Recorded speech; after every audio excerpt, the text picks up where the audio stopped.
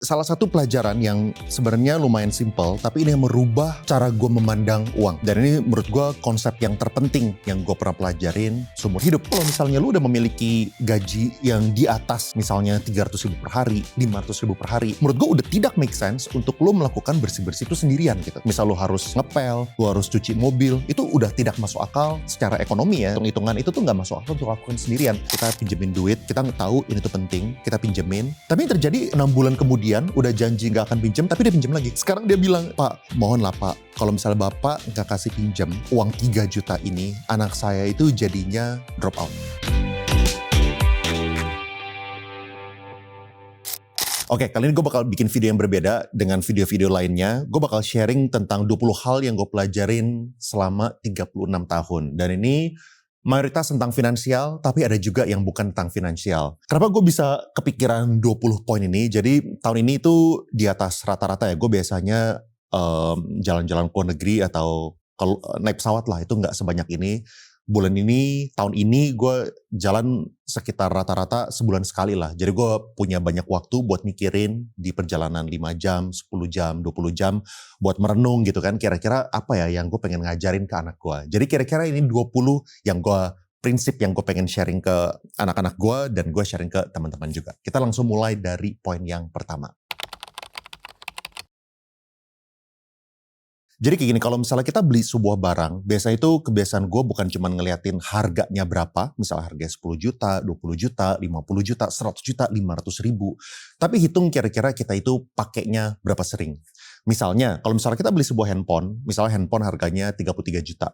Terus kita ganti handphone itu sekali setiap 3 tahun. Artinya kan kalau misalnya 3 tahun itu ada sekitar 1.100 hari, artinya per harinya biaya kita untuk menggunakan handphone tersebut adalah 30.000 per hari. Terus kalau misalnya kita bandingin, misalnya kita beli baju misalnya harganya 500.000, tapi kita belinya ini buat sebuah event yang tertentu lah, misalnya buat temen atau buat apa gitu, atau buat sebuah acara gitu.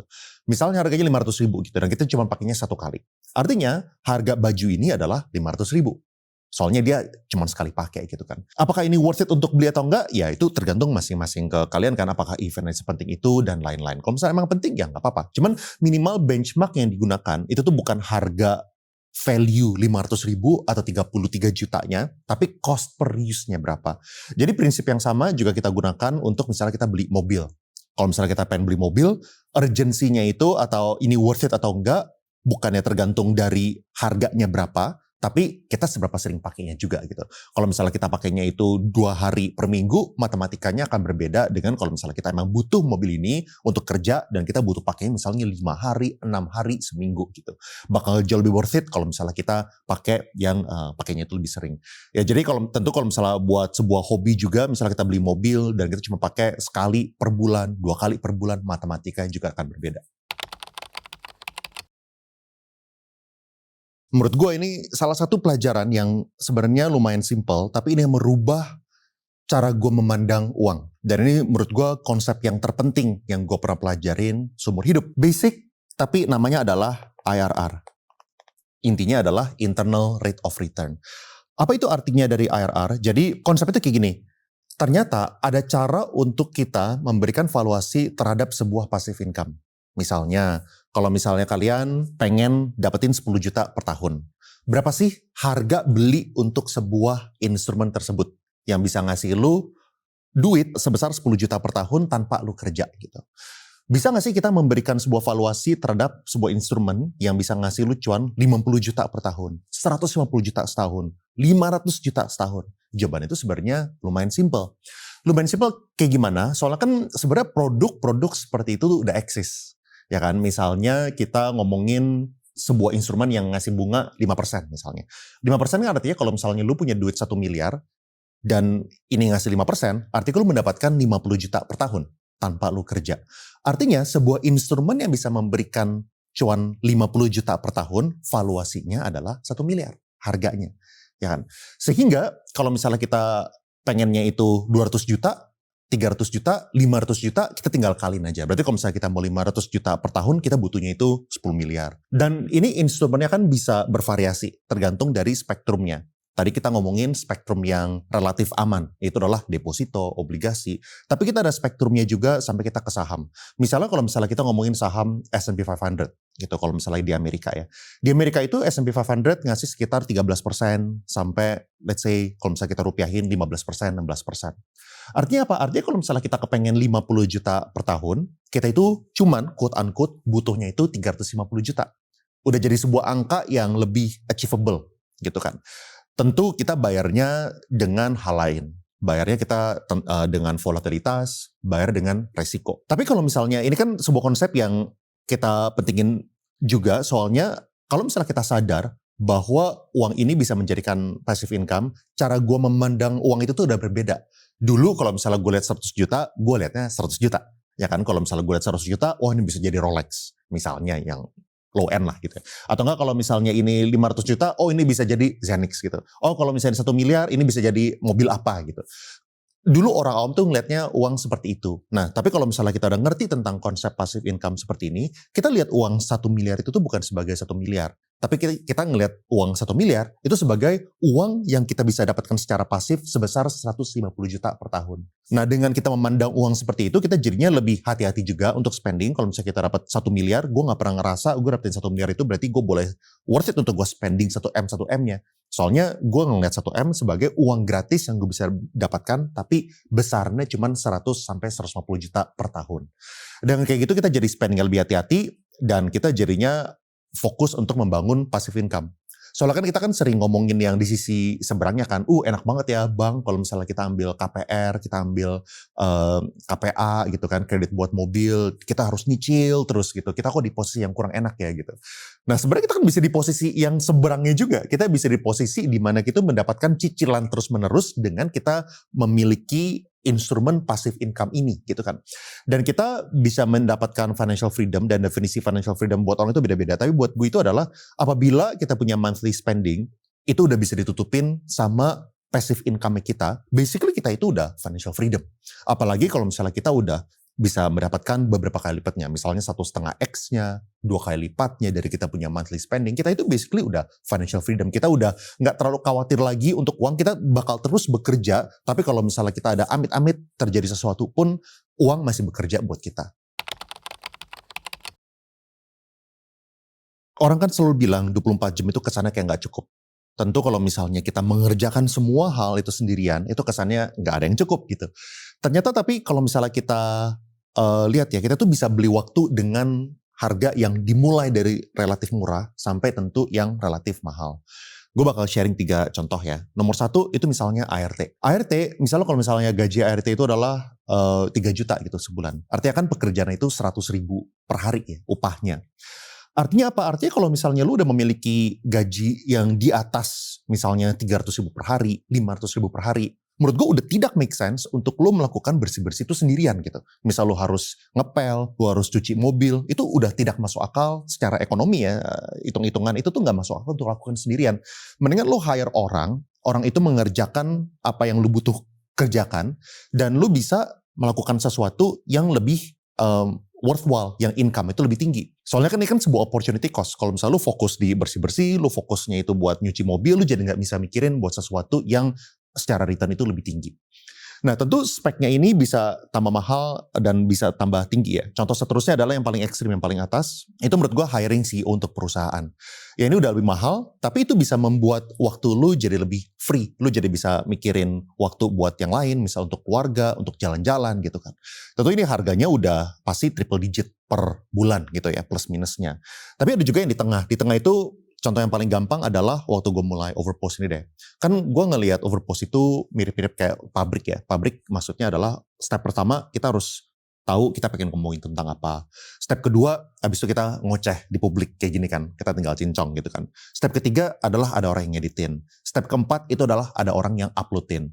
Nah gue lihat itu dari satu spektrum ini, yang paling time consuming itu apa di awal-awal. Buat gue itu tidak jago di video editing. Gue tidak jago di videografi. Jadi step pertama yang gue rekrut adalah untuk videografi. Soalnya kalau misalnya kita ngebikin konten misalnya ini total dari kita ideation sampai kita upload itu misalnya 10 jam. Buat gue kalau misalnya gue yang edit, mungkin gue buat video editing itu butuh 8 jam. Jadi dengan uang yang tidak terlalu besar, tapi ini bisa saving 8 jam dari waktunya. Jadi delegasi itu adalah salah satu cara yang paling mudah untuk kita beli waktu, dan kita beli waktu itu bisa tidak terlalu mahal. Ya, bahkan kalau misalnya lu tidak mau komit pun, lu pengen yang misalnya daily worker yang pengen bantuin lu untuk bersih-bersih per hari, misal harga 250.000 per hari gitu, itu tinggal hitung aja. Kalau misalnya lu punya income itu bisa 5 kali lipatnya dibandingkan itu, 6 kali lipatnya, bahkan 10 kali lipatnya, ngapain lu kerjain untuk sebuah hal yang lu bisa delegasikan ke orang dengan angka yang jauh lebih murah. Ini tuh bukannya gara-gara nyali lu itu ciut ya, atau kayak gimana, tapi ini sebenarnya sangat-sangat matematis. Kenapa? Soalnya waktu kita itu muda, kita itu kan masih memiliki umur yang panjang untuk kita itu mendapatkan income bulanan. Ya, ini gue gambarin grafisnya aja, dan gue gambarnya yang relatif simple lah. Misalnya kayak gini ya. Misalnya lu umur 24 deh misalnya.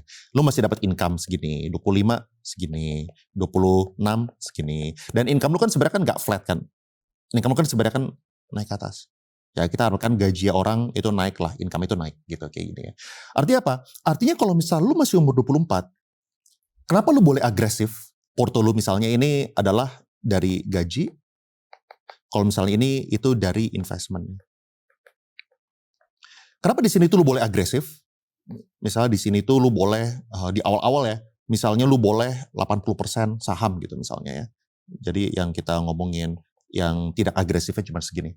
Kenapa kita boleh agresif di saham kalau misalnya kita masih umurnya itu muda, atau di kripto, saham US dan lain-lain lah. Soalnya kita masih memiliki pendapatan yang tetap sebesar ini. Ya, kita punya obligasi, kita punya reksadana pendapatan tetap, ya gampangnya kayak gaji lah ya, intinya kan ini fixed income gitu. Itu kita masih dapatkan sebesar ini.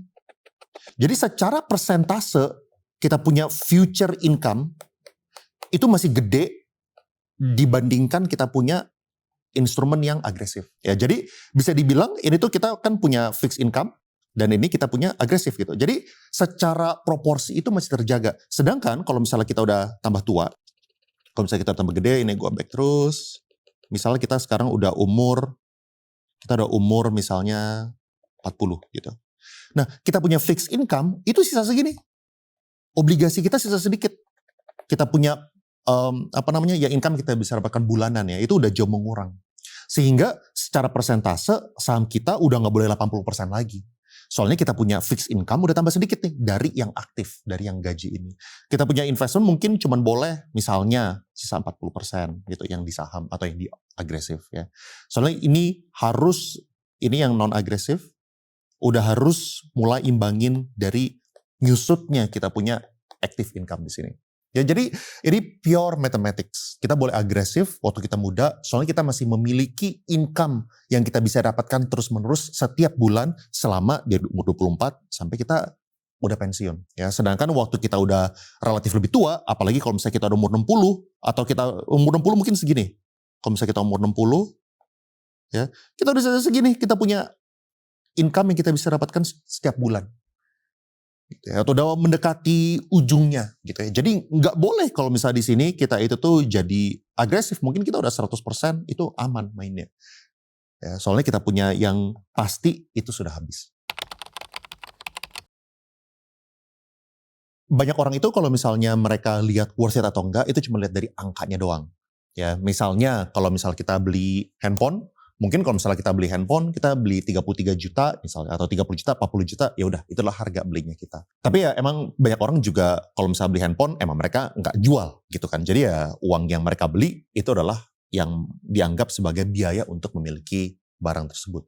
Tapi kalau misalnya kita harga tambah lama tambah mahal, misalnya kayak kita beli mobil atau kita beli rumah, itu udah jadi hal yang sangat penting tuh untuk kita pertimbangin. Kalau misalnya bikin konten tentang depresiasi mobil, banyak orang yang komen, lu ngapain mikirin depresiasi kalau misalnya lu beli mobil ya kan? Lu kalau misalnya beli mobil, ya lu beli buat lu pakai gitu misalkan. Ya emang.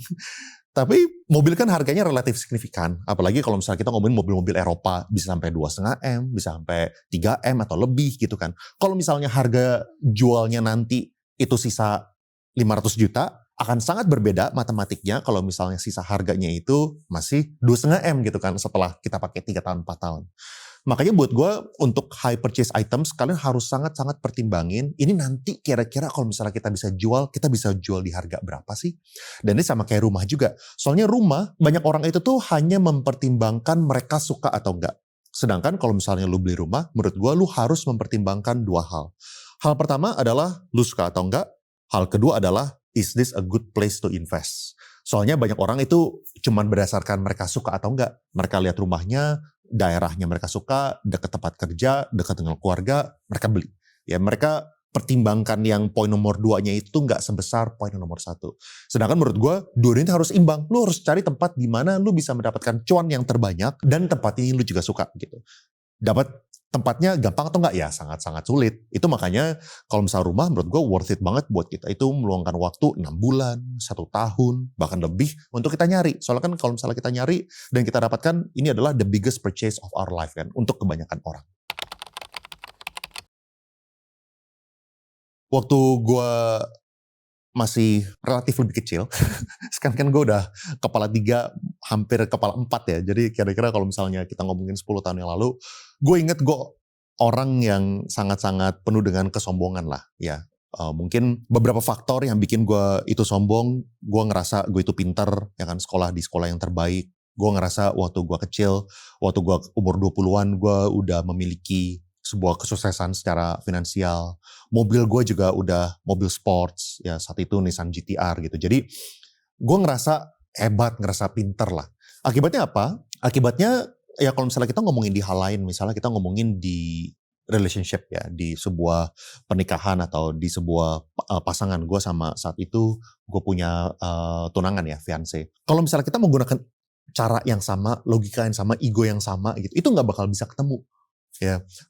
Contoh yang paling gampang deh, ini kalau misalnya kita ngomongin di pasangan ya. Kalau misalnya gue itu tipe orang yang sangat matematis dan sangat logical gitu kan. Kalau misalnya ini tidak efisien, gue tidak mau lakukan gitu. Contoh yang paling simpel itu adalah masalah ART deh, masalah bersih-bersih gitu. Istri gue itu adalah orang yang sangat bersih-bersih, orang yang sangat independen, mandiri, dan dia itu kepengen lakukan semua itu sendiri. Bukan semuanya lah, tapi dia lebih ada kepuasan sendiri untuk dia melakukan sebuah hal itu secara mandiri gitu. Ya kalau misalnya rapi-rapi, dia kadang-kadang kalau hari Sabtu dia suka rapi-rapi sendiri ya. Menurut gue orangnya sangat-sangat rajin. Tapi buat gue itu sangat-sangat tidak masuk akal gitu. Dan kalau misalnya dulu, ya kalau misalnya kita menggunakan ego, itu pasti selalu clash ya di hal apapun. Soalnya kalau misalnya sebuah relationship itu nggak ada yang benar dan nggak ada yang salah. Ya masing-masing punya poin sendiri. Ya gue punya cara berpikir yang semuanya itu berusaha serba efisien. Istri gue memiliki kepuasan kalau misalnya dia rapiin sendiri. Apalagi dia takut kalau misalnya ada ya barang yang relatif mahal dibersihin sama orang. Kalau misalnya barangnya hilang segala macam, dia jadi misplaced gitu. Jadi harus nyari-nyari. Ya mungkin dia punya kepuasan sendiri. Artinya kan kalau misalnya di kehidupan, nggak sering kali itu tuh tentang siapa yang benar dan siapa yang salah. Itu tentang kompromi, tentang cara kita kerjasama, tentang teamwork. Dan ini sama juga untuk di pekerjaan gitu kan. Kalau misalnya kita di pekerjaan, seringkali di pekerjaan itu dan di business partner, itu bukan masalah siapa yang benar dan siapa yang salah.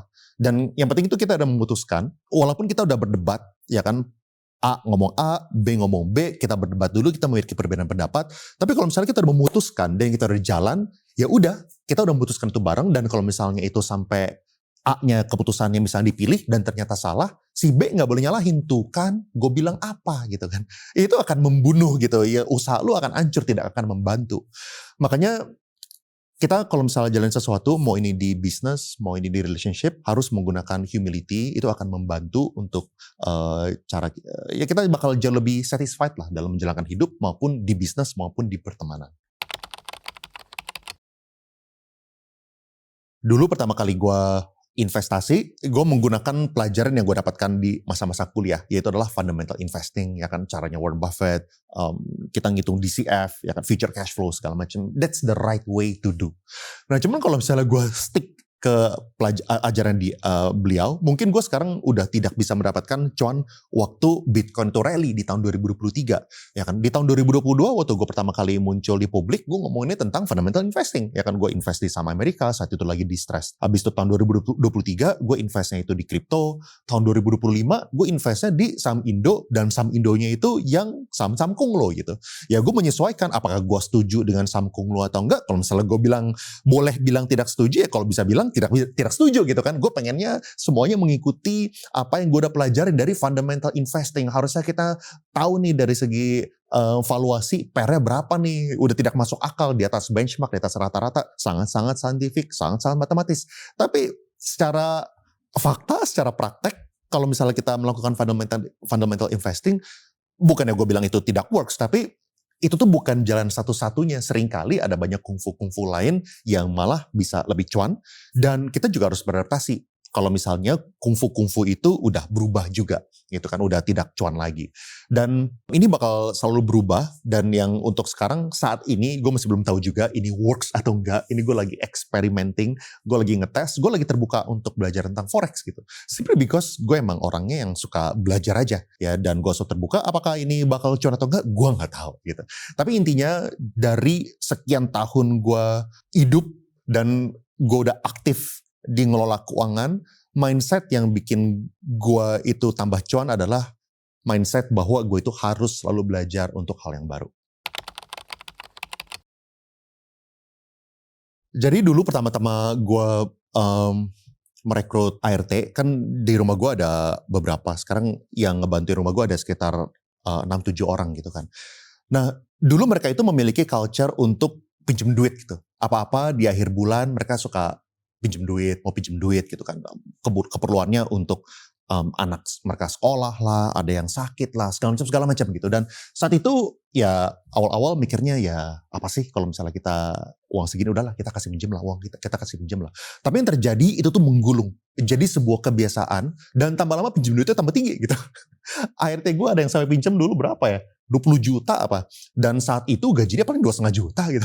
Itu udah lu mau bayar pakai 100% gaji lu juga lu butuh nggak ngirim uang ke kampung berapa lama gitu kan. Nah jadi saat itu kita akhirnya memutuskan sih untuk merubah sebuah culture. Kita udah nggak boleh nih kita pinjem duit lagi. Jadi saat itu kita bilang oke, ini bakal terakhir kalinya ya kita pinjemin duit. Kita nggak tahu ini tuh penting, kita pinjemin, tapi that's it gitu. Kalian tuh harus bisa manage sendiri. Soalnya ini tidak akan membantu kan, ngasih pinjaman tidak akan membantu, ini lubangnya tambah lama akan tambah dalam. Tapi yang terjadi, gue punya supir, 6 bulan kemudian udah janji gak akan pinjam, tapi dia pinjam lagi. Dia pinjam lagi. Habis itu gue bilang lagi, oke, ya kan, gue udah bilang lo dulu, lu gak boleh pinjam. Dan kali itu masih pinjam gitu. Dan kenapa gue agak berat hati untuk ngasih pinjaman, soalnya gue udah ngasih beberapa cara way out, dan dia tidak pernah mengambil itu gitu. Misalnya, gue kasih way out, oke, gue tambahin overtime. Dan overtime-nya ini, walaupun gue gak butuh-butuh banget, misalnya hari Minggu, gue cuma butuh ke gereja gitu misalnya, cuman kan gak macet, gak apa, ya gue nyetir sendiri oke-oke aja gitu kan. Dan ya gue cuma pergi ke restoran sama keluarga. Tapi ya gue tetap manggil dia gitu, supaya dia dapat kerjaan tambahan, dia dapat income tambahan. Kan kalau misalnya dia mau, gue jadi lebih semangat. Oke, ini orang udah kerja keras, udah apa, tapi dia masih butuh tambahan, gue bisa ngerti. Tapi dia gak pernah ngambil gitu masalahnya. Jadi gue ngasih dia kesempatan buat overtime, dia bilang dia sibuk, urusin keluarga. Gue nawarin overtime lagi, dia bilang oh dia gak bisa, harus pulang lebih awal. Abis itu dia masih ngerokok juga masih kencang gitu loh. Gue jadi ngasih pinjam juga jadi gak semangat gitu kan. Jadi intinya yang kedua kalinya, gue tetap ngasih pinjam, tapi gue bilang oke, udah terakhir ya gitu. 6 bulan kemudian minjem duit lagi. Minjem duit lagi. Sekarang dia bilang, tapi dia ngomongnya kayak gini misalnya, Pak mohon lah Pak, kalau misalnya Bapak gak kasih pinjam uang 3 juta ini, anak saya itu jadinya drop out. Anak saya jadinya putus sekolah.